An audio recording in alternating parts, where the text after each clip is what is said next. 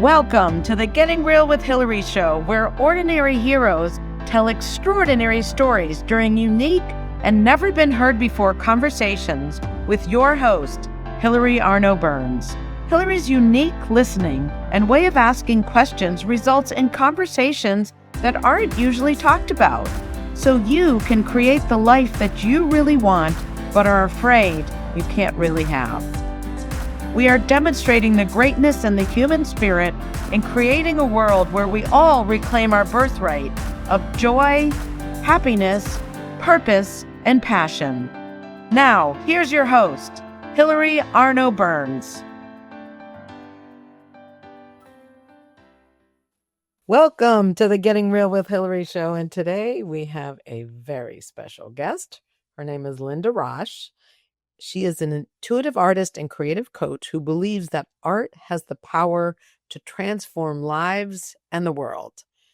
Trailblazing entrepreneurs and creative business leaders rely on Linda's powerful process to unlock their creativity and vision so they can dream bigger and step fully into their divine purpose with clarity and joy.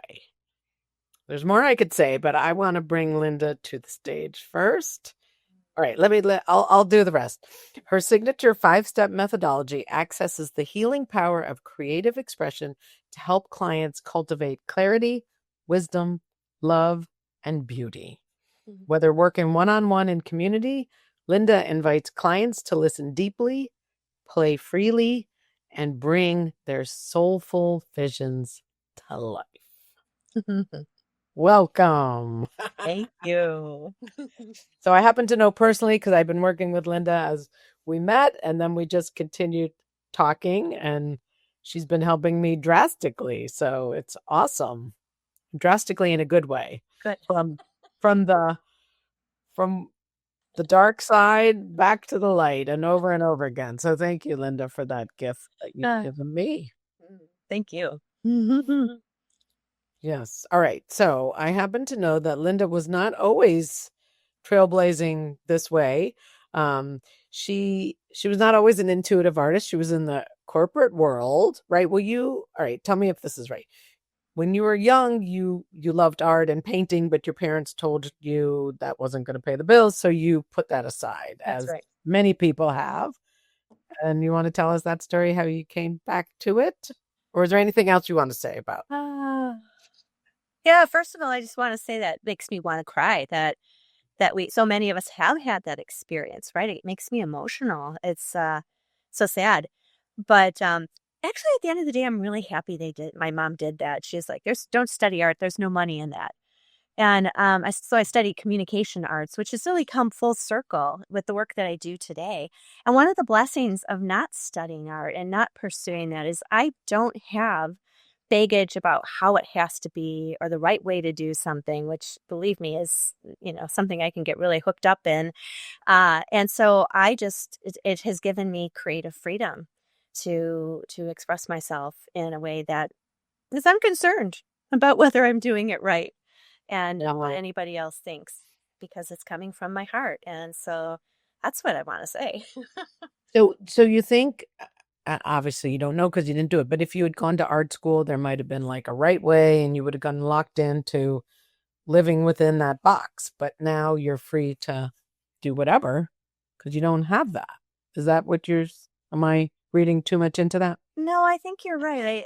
I mean, for me, that's true. I can't speak for anybody else. I do remember when I took piano lessons as a child, I loved creating, just playing by heart. And then I had to learn notation. And it was like, I suddenly, all the love, everything the wind came out of my sails. So there's something about just being free to create, to express. That's just so, in fact, that's what the painting back here is, free. Like, this is the ultimate, I believe is what it's about. Mm-hmm. And your shirt also, right, is one of your creations? It is. This is another one. Yeah. So Linda puts her art on clothing. And it's just beautiful. It's so clean and colorful. Yeah. Thank you. Yeah. Awesome. And there's more behind that painting, but we're going to. Much more. We're going to. Yeah. So, okay. So there you were. So you went to communication arts, Mhm. okay, and then you got into the corporate world, right? Anything else about your childhood that you overcame or wanna that's relevant? I think it is. Thank you for asking. Because this painting does want to be known that the reason it was created was because I was connecting in with my little girl, the one who wanted to be expressed and seen and valued and loved, and her name is Free. And that was the painting that I created as an expression of who she. When I actually learned that that was her. That was what it was. I know you had an experience with the little girl, so this is not unfamiliar. So yeah, I learned that that is ultimately the feeling of me just living in my joy as who I am, not worrying about whether I'm getting it right or trying to fit into boxes. So many of the people I work with have that experience of being told, how to fit, and it's just so constraining, and it can be really, I think, debilitating in so many ways for our human spirit. Mm. So do you think that happened to you when they told you, even though it came out good and here we are, but do you think that little girl got unfree at some point and then you freed her in the painting? Mhm. Absolutely. Absolutely. When I let go of having to get it right and to make whatever I created look like something, and release those questions about it, and just be one with the process of creating, Mm. then I was free. And how did you do that? Can you describe it? Because I think we all need that. I think we do. Yeah. Um, I I'll share a quick story. I Okay. got back to into painting and actually taking some classes, some oil painting classes. And I was really good at making the waterfall look like the waterfall or whatever. But I didn't enjoy that part of me, that voice that was like, "Well, did you get that right? That doesn't look like that." It was really nitpicky. There's a part of it that can be very critical, and I didn't enjoy that. And so I decided, I made a conscious decision. I wasn't going to do that anymore. And I took up medium I hadn't used before. It was acrylic. And I really just started to paint with no objective, not trying to make it be something, and just seeing what would happen. And that opened up worlds for me.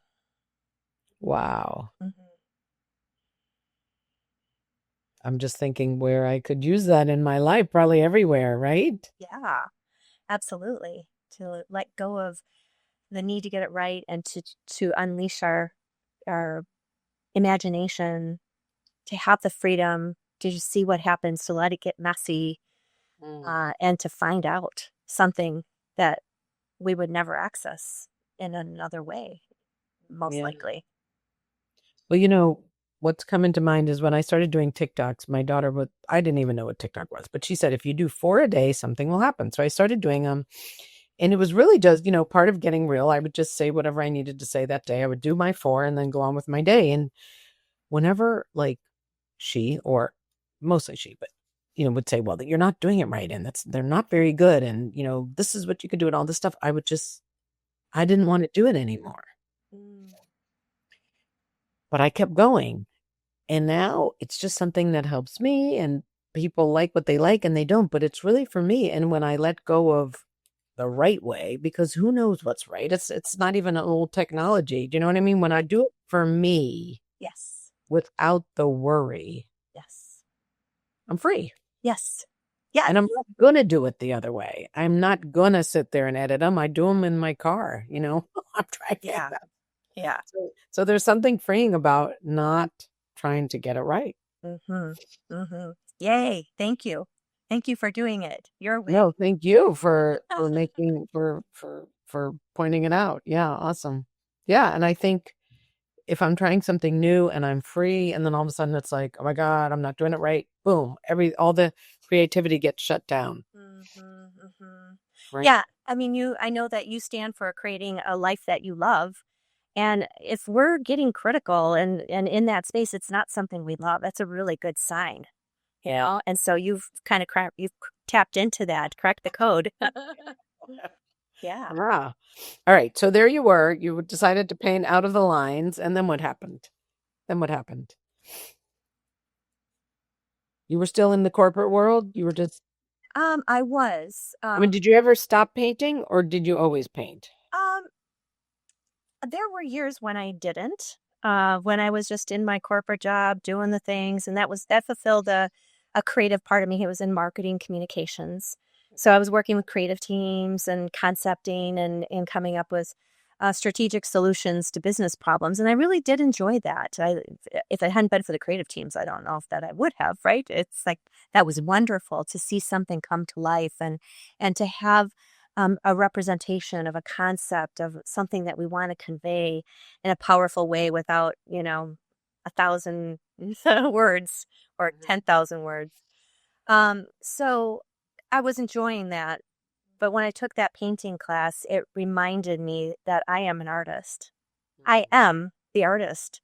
And so I claimed my identity. I used I painted while I was still there. But ultimately, when I left corporate, and I did it because I was trying to be something I was not. I was very successful, making more and more money in corporate, climbing the ladder. But I was doing work that wasn't aligned with who I really am. And I think that takes a deep toll. And for me, combined, I could manage that along with other, avocation, things outside of work. But then my mother got sick. She was out of state. I had to care for her. And this, all the demands I was burnt out. I couldn't show up as a leader anymore. And I ultimately left with an anxiety disorder. So it was kind of the perfect storm. Oh my God. And yeah.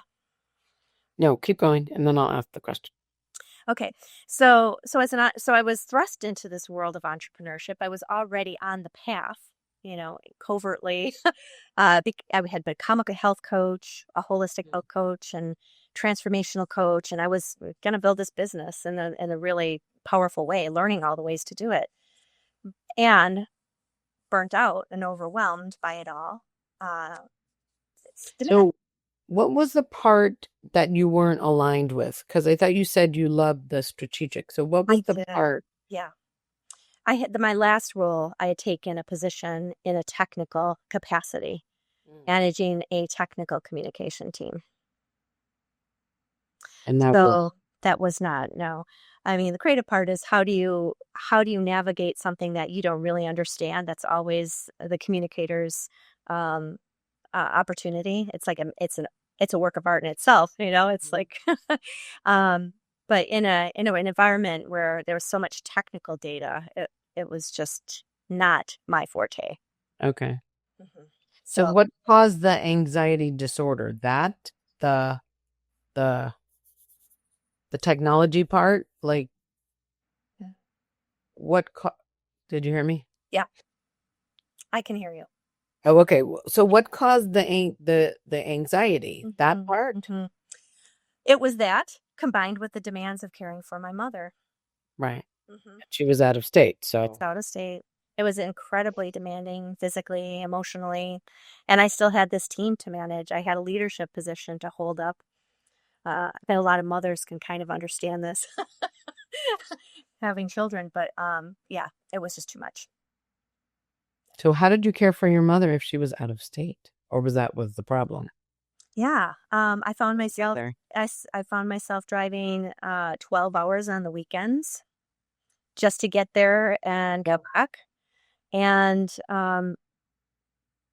sizing up the situation, making decisions, Mm. settling her in, all the things, managing her care. And then when I returned home, going right back into my job, here I Mm. am. I've got it all together, but I was exhausted. And Mm.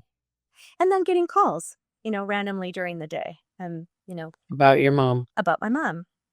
This has happened. There's been this decline in her capacity. We need to make some decisions. So it's just a lot. Mhm. And did you leave with enough time to be able to be with her? Oh, yeah, yeah, I did. Ultimately, I brought her where I live, and Okay. we got to uh be together. Mm. And I was there for her till the end. So that was a blessing. Hard. Yeah. Well, it's hard. Yeah. Yeah.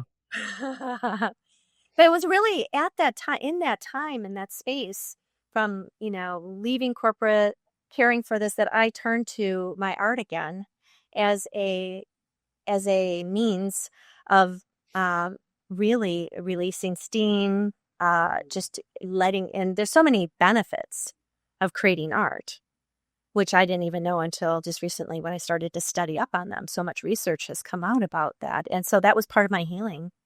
And it was part of what helped me see that there were messages coming through my art, whether it was, creating something with colored markers or with paint.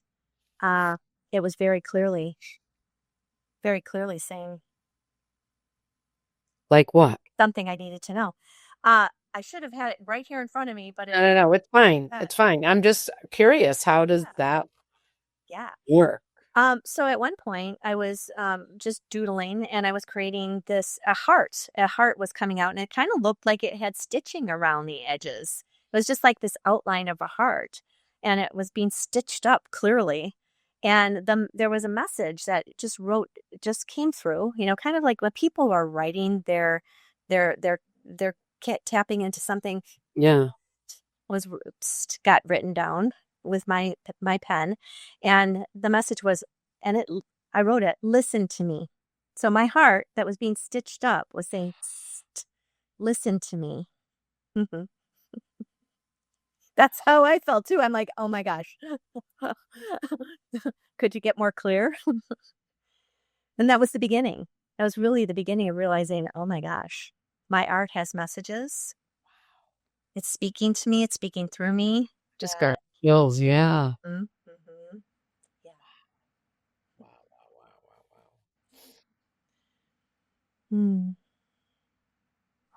Okay. So now, all right. And so, all right. What's another? Do you have another message? Oh gosh, That's amazing. that is amazing. So you actually painted the words, like they came out your finger. Wow. They came out my fingertips. So cool. Yeah. Yeah, I have since that time. It was like in early 2010s, 13. Oh, I have been painting daily most of the time, regularly, consistently, and every time I started to see that whether it wasn't in directly language being spelled out, but through the images, that didn't make sense as I was creating them, but I found a way to really just be with what was coming through and allow it to happen. And then it was very clear the messages were being revealed, like free here. Like I didn't set out to create that.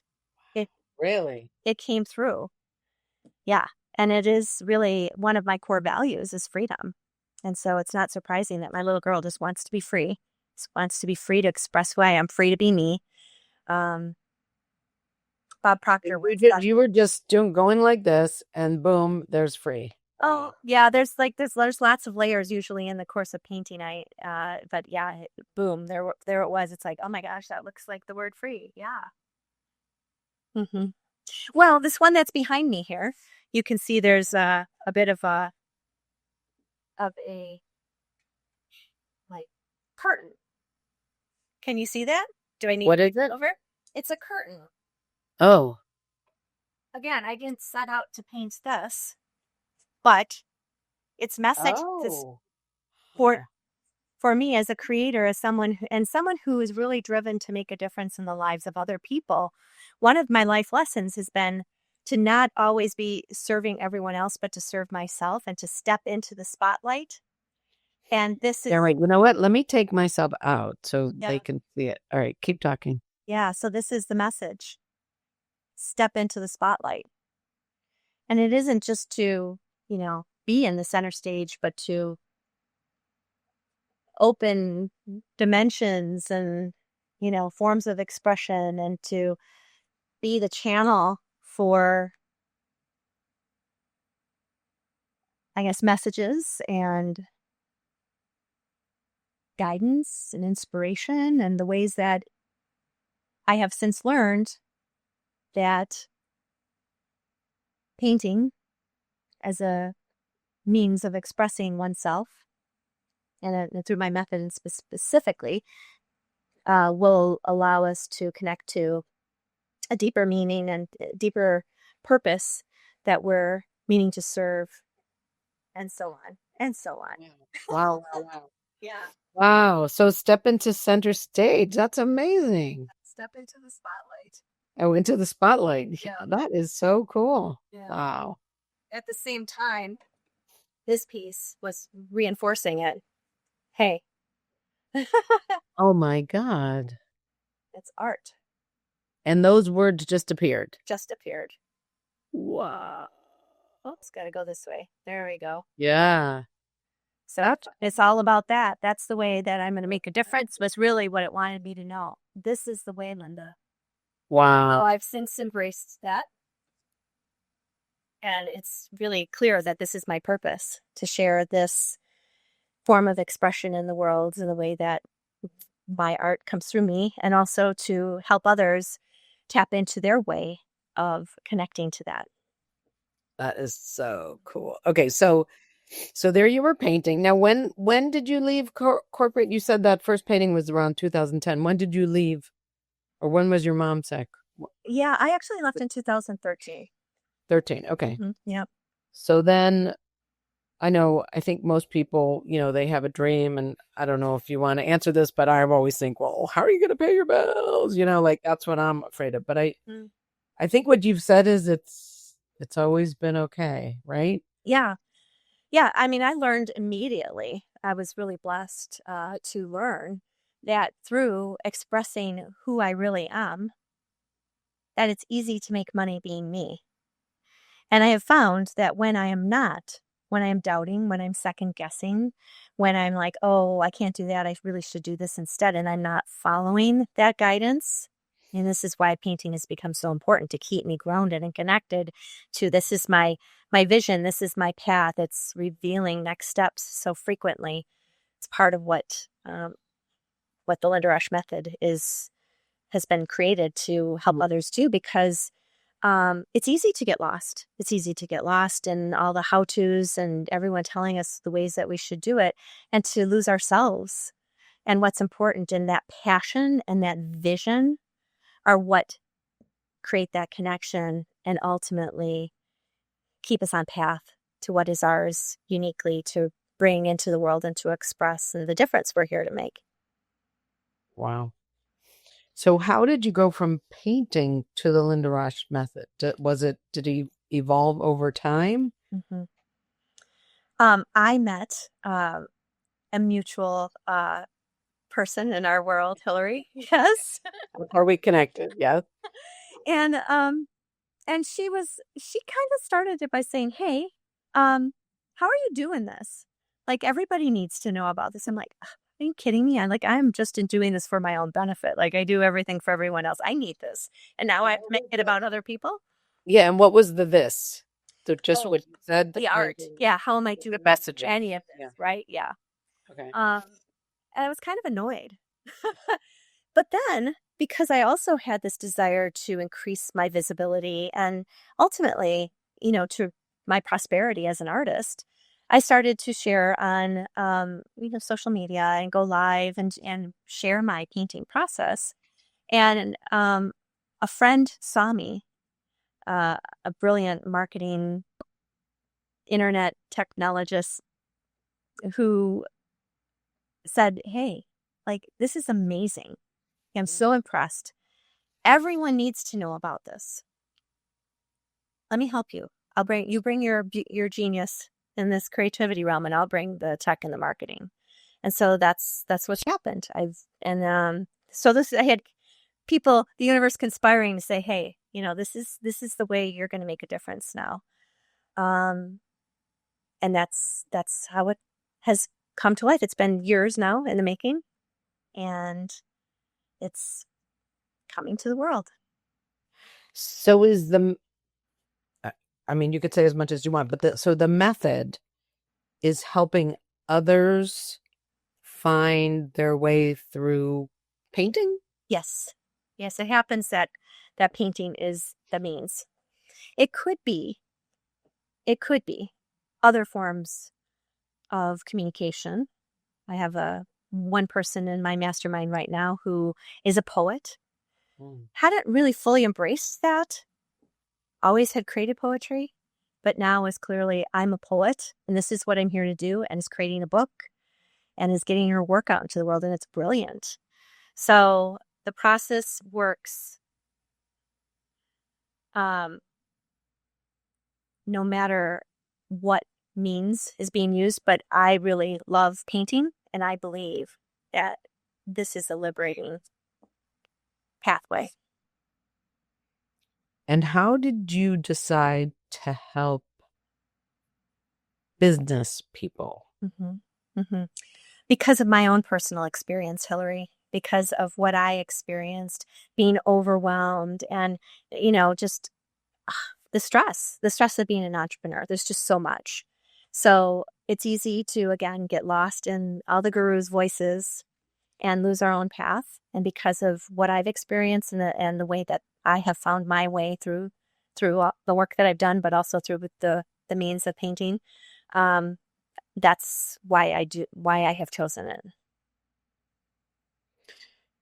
So, okay, I'm just thinking. So you were painting and you had these messages, and how did you know that it would work for others, or did you just experiment with it? Great You question. know? Yeah.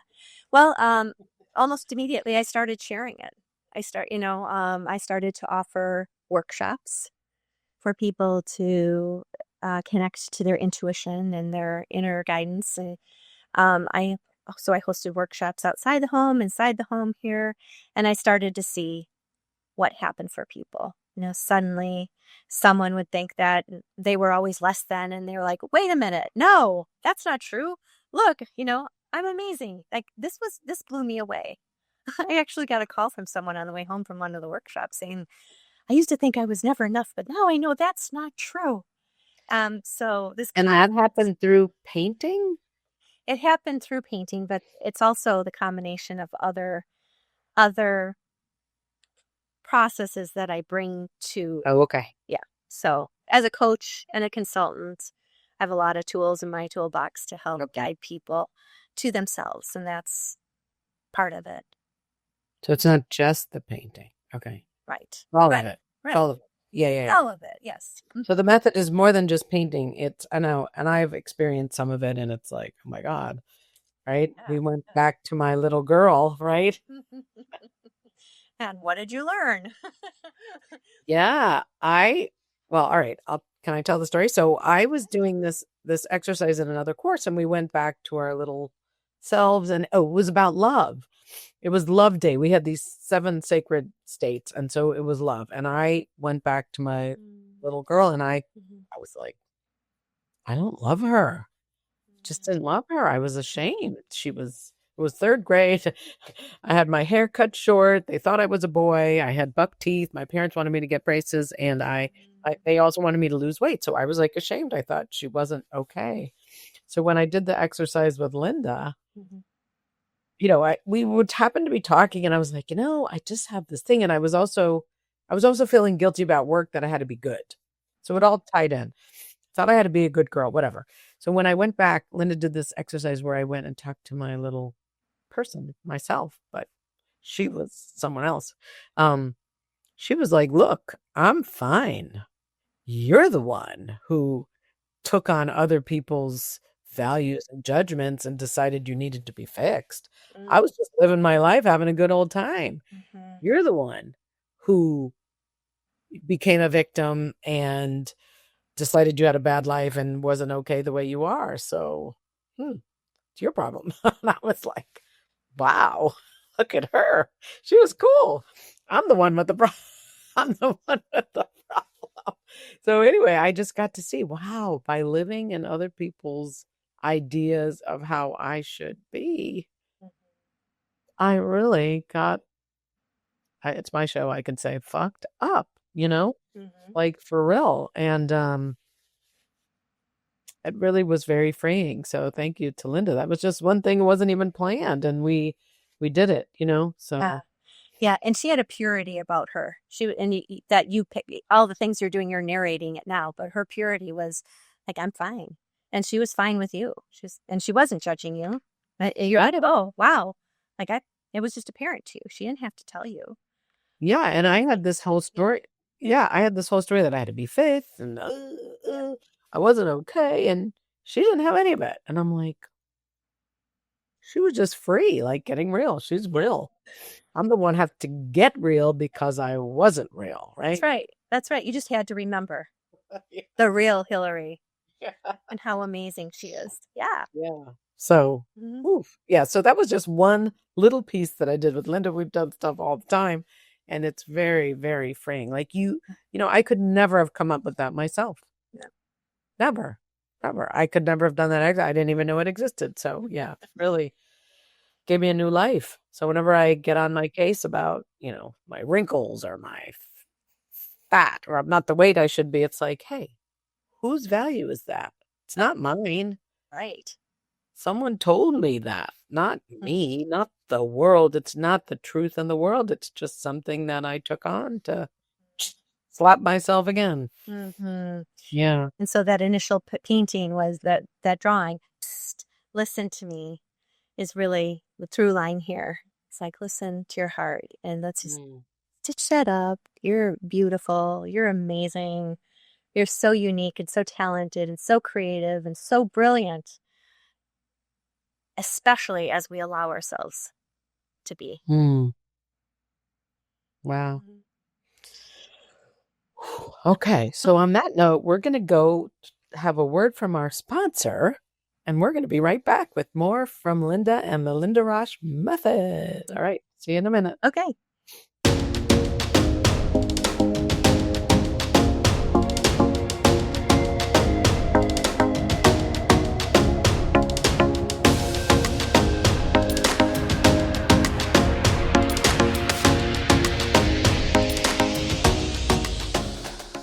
Has social emotional learning become just one more thing on your teachers' plates? Do teachers and students both find it boring and ineffective? Then bring Kikori to your school. Kikori transforms classrooms through experiential SEL activities that help students play, reflect, connect, and grow. Even better, students say it's more fun than recess. Schedule a no-obligation conversation at kikoriapp.com/bringkikori. Kikori.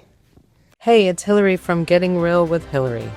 I want to share something really powerful with you today. Jerry Dale was deep in the music industry, providing girls, drug, and gambling opportunities, all while justifying it as making a living for his family. He questioned his path, but then God turned his life completely around. Now Jerry's on a mission to redeem and help others find their way back from the dark side.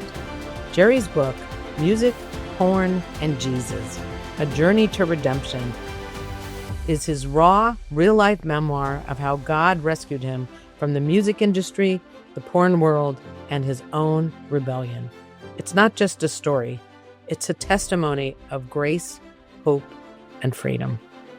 Visit IamJerryDale.com to get your copy and join a movement of redemption. If God can do it for Jerry, he can do it for you too. Hey, it's Hilary from the Getting Real with Hilary show. Life can be messy, raw, and real. And sometimes we're afraid to feel vulnerable. We're afraid to be that real self. Well, that's exactly what the Getting Real with Hilary show and Getting Real movement is all about. Being our true selves. Every week, I bring you stories of transformation, authenticity, and hope.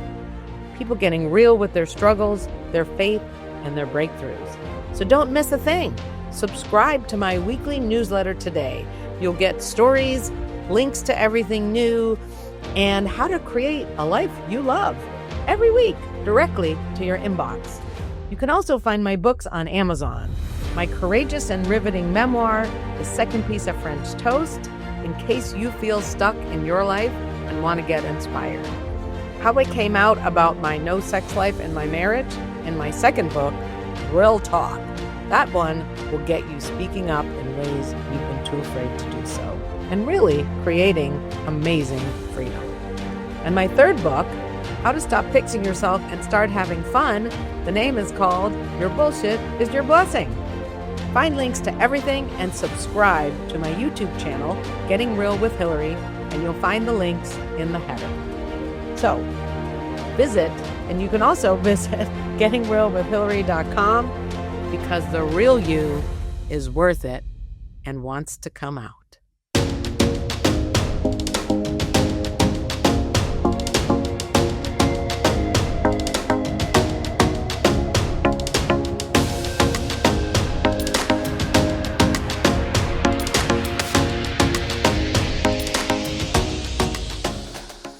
And thank you, as always, to our sponsors, corporateburnout.com.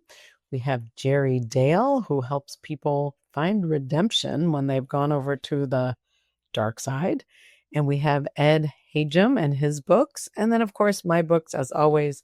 But I'm not going to go into them and explain more. I'm just going to thank all of our sponsors for their support and for helping us elevate the conversation and consciousness of the planet. And now I'm going to bring back Linda, who's also doing that in her very own special way with the lindaraschmethod. So before we forget, and I know we'll say it at the end, but how do they find you? If someone wanted to learn more and reach out to you, and we'll say it again at the end, and we'll have it in the notes, but go ahead. Right. They should visit Linda Rash. Okay. LindaRasch.com. I'll say it again. Linda, Linda, Rash, RASCH.com. Okay. And it'll be in the notes, and it'll also be right under your face there, so they'll be able to find it easily. Yeah. Thank you. All right. So you found your paintings, and then your person said he'll help you, and then what happened? I went on a journey of discovery. I think this is why when we talk about you are brilliant, you are unique, you just had forgotten from other people's expectations, stories, all the things piled on. But it's also the matter of unconscious competence, what we do naturally that we don't see for ourselves because it's just like breath, right? So in so many ways, this process was like breath. I had to really slow down time and notice what was I doing and create, codify what I was noticing every time I showed up at the easel to paint and to break that down. So there's 5 practices, each with 5 simple steps, elegant steps. It's simple in that it makes it accessible and understandable. And so over the last numbers of years, I've been doing that work and really saying, okay, yeah, how does that work? And creating the overviews, the descriptions, the guidance on each of the practices and what is it involved and how does that work and what kind of questions do people have about that and can I demonstrate that? Yeah, let's demonstrate it at work. The paintings that I was talking about, each of the practices has what I call a practice portrait where I show it's a portrait of the practice, the way that practice wants to be known and seen and visualized and expressed in the world. So it's a way of making tangible something that's kind of an abstract mental practice. And it just helps codify and strengthen understanding. So I've been doing that and breaking it down, looking at it from lots of perspectives. Anyone's written a book, created their own course, you know what I'm talking about. Something that you do well that you're like, okay, now I have to put this into words. Like I have to find words for this. Okay. And how could you do that? It sounds like it's an intuitive process, so it must have been really hard to put it down. Well, my friend is brilliant. I'm so blessed. Asking the right questions, giving me assignments to do that work, that discovery, that explanation, the codification. So I couldn't have done it without him. Wow. No. Wow. So blessed. And it's an example again of how my desire, what was on my heart. I always say, when your heart speaks, take good notes. We think that's some trite cliche. No, that painting I did, the drawing, codified that. But this is an example. I knew I wanted to get my work out into the world in a bigger way as an artist, increase my visibility, everything that comes with that, my impact, to create that ripple of love. And this person showed up. Wow. To help make it go. And what is your vision for, like, let's say the LindaRasch method? Usually I would ask this at the end, but I'm just curious that if the LindaRasch method got out wildly, what would be your vision for the world? I'm so tempted to just pull out a painting. Go ahead. Because I asked a painting. I was like, okay, what happens in the world, when people connect to that? Oh, and I can see that I was sloppy with another painting process, and I have paint sprayed on here, which is really fun because obviously that was meant to be here too. I don't know if you can see these or bats. It's like, wow, okay. Those came out of another painting, that painting's significant, so it's not a surprise that those are there. But this is what my course, what it wants to be in the world, what gets to happen. And I'm curious, like, what you see. I know what it told me, but is it communicating something to you? What happened? What do you think it's saying? And I could bring it in a little closer. Well, first I saw a flower with hair, and then I saw a lollipop. And then I kind of see a whirlwind. I don't know. Am I missing it? This is the thing. It's always what's apparent for you. My art wants to speak for itself. So for you, that's important. This flower. It's like a little girl. Yeah, it's actually a little girl. Yeah. And what do we see here? This is what I think is interesting about it. Is like, do we see like? All right, come closer, so I don't want to lose your voice. Oh, okay. If you can. Right? Yeah. Can you? I don't want the sound to go off. Do you see these elements here? Yeah. Plant. Yeah, to me it looks like arms going ta-da. Oh, yeah. And I think that's what is really, it's that expression, that full expression of someone in their business thriving. The plant is flourishing. It's like, I see the hair too. But this is a theme that's been in all of the paintings related to the course. So it's not surprising because we're really going into ourselves to get those answers, and we're coming out, and it's like, ta-da, here I am. Wow. And it's a ripple, there's like this radiation of what it is that we're expressing in the world. And so ultimately, when you ask what the impact is, this is what I've been told. And I think it's really apt because it isn't about me. It isn't about this method. It's about you as a practitioner, as someone who's creating a life and a business you love and a vibrant impact. Like, that's what it's about. So what does that require? It requires us to go in to see clearly. There's a lot of symbolism from the other paintings in the course that's connected through it here. But does that answer your question? Yeah. Yeah. So I think that's so cool. Yeah. So in short, though, for me, it's really a ripple of love, right? And really here to inspire people to find that portal to themselves and to let that be unleashed in the world in the way that they're meant to release, to express authentically, powerfully, impactfully.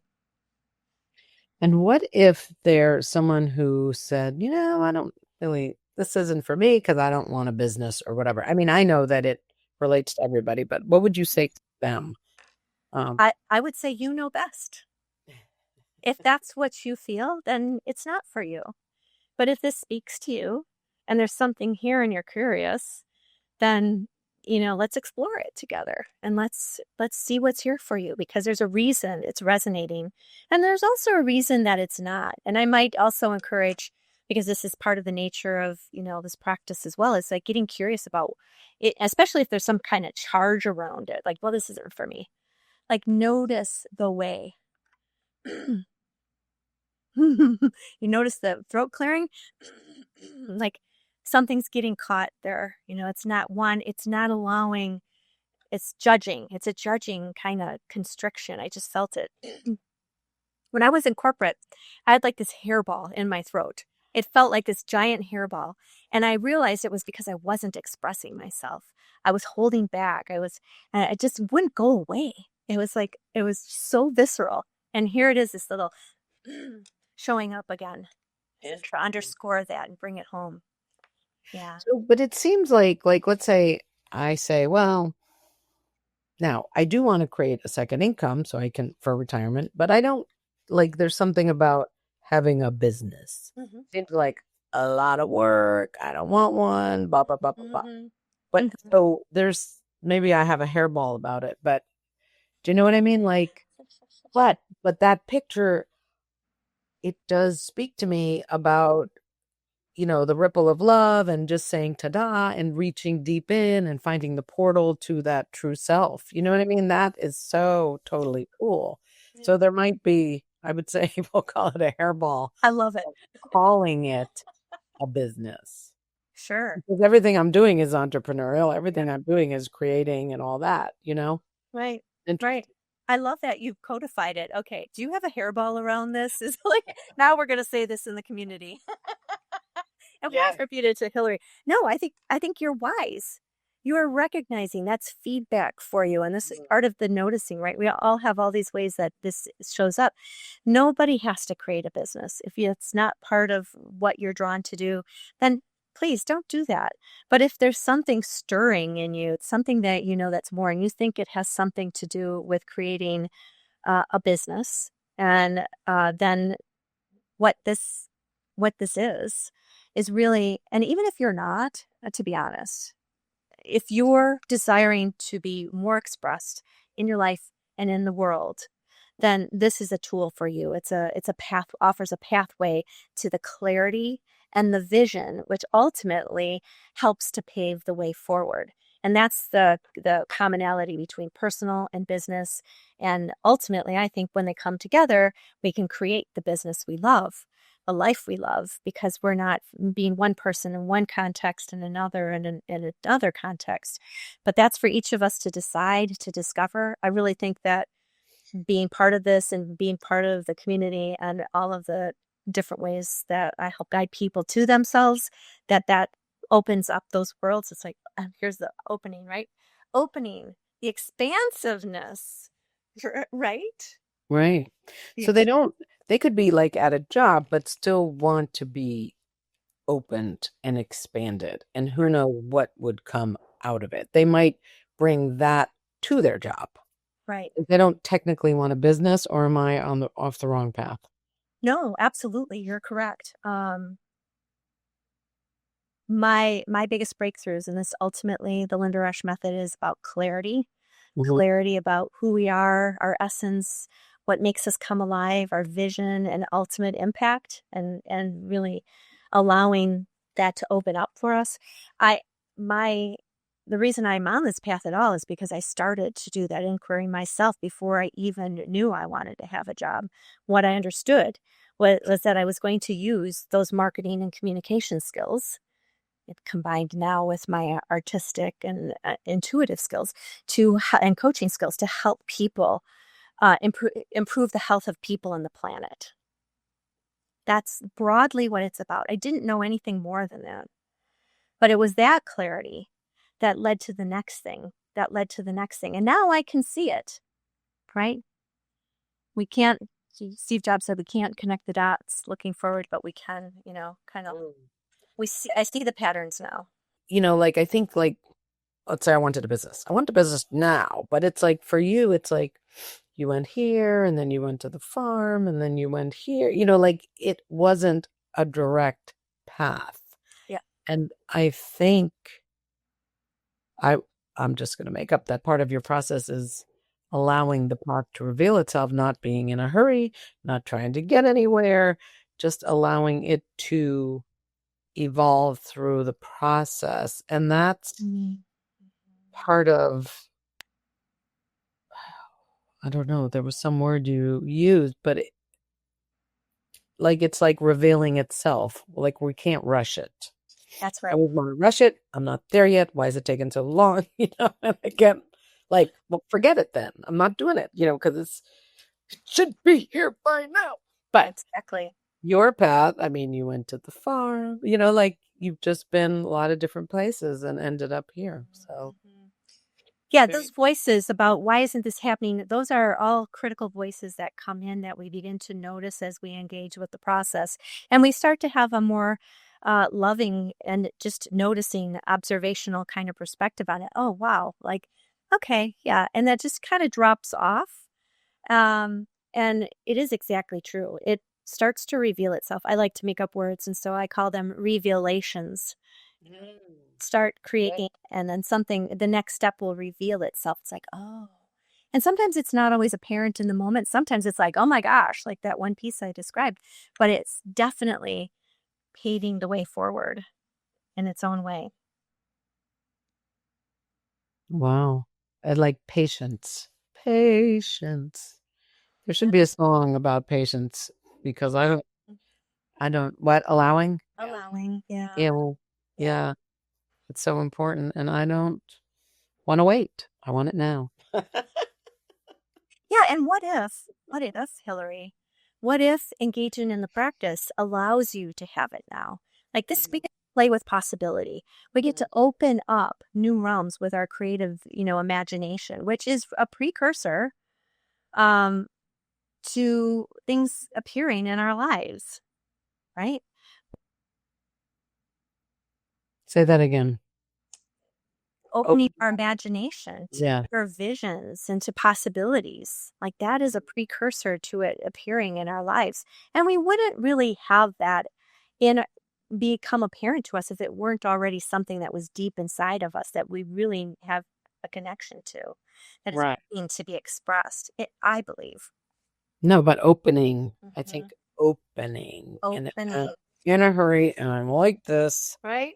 If I'm not following the fun, as I was told, I wouldn't be able to open the imagination because I'm in a hurry. Right. Get where? I don't know, but that's where I've been. You know what I mean? So your whole thing is letting it, well, you can't see my hands, but letting it appear. Yes, exactly. You can exhale now.